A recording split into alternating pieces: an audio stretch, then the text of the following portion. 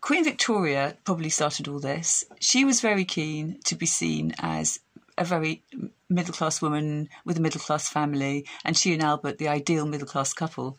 But by the time Crawford entered the royal family, things had slightly slipped, and George V and Queen Mary were very formal, very distant, very grand, and they'd moved quite a way away from this approachable scenario.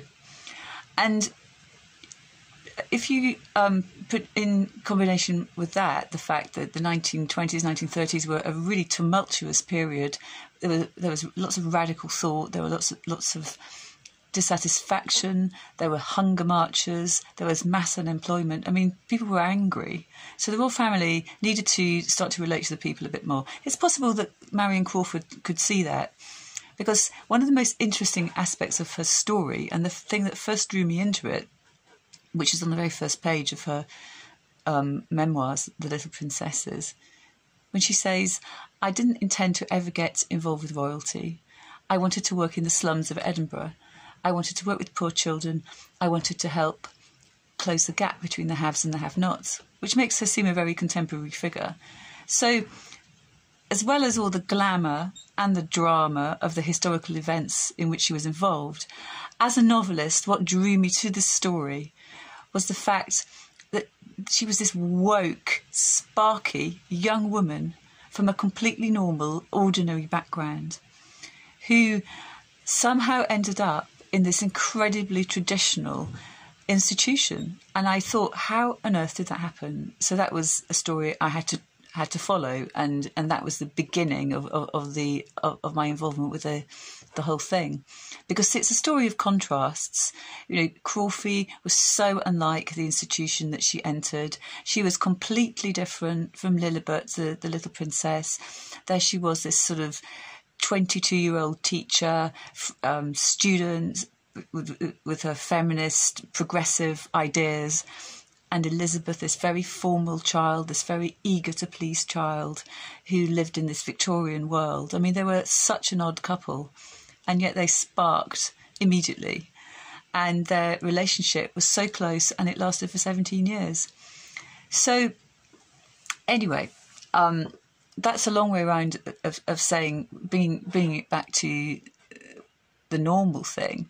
When Crawford entered the royal world, she felt that the princesses were far too removed from normality, that they needed to be shown how ordinary people lived, that it was good for them, but also it would be interesting for them.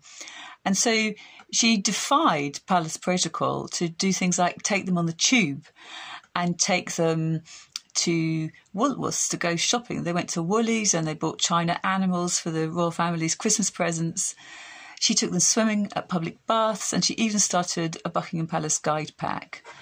So this, making them ordinary, showing them ordinary life was a really important part of her philosophy. And nowadays, when people say that the Queen relates to ordinary people and is a woman of good sense and has a common touch, I think that's Crawford's legacy. I mean, I think that's how she influenced the Queen. I think that's how she influenced this huge public figure who has been such a successful queen, such a successful monarch for such a long time.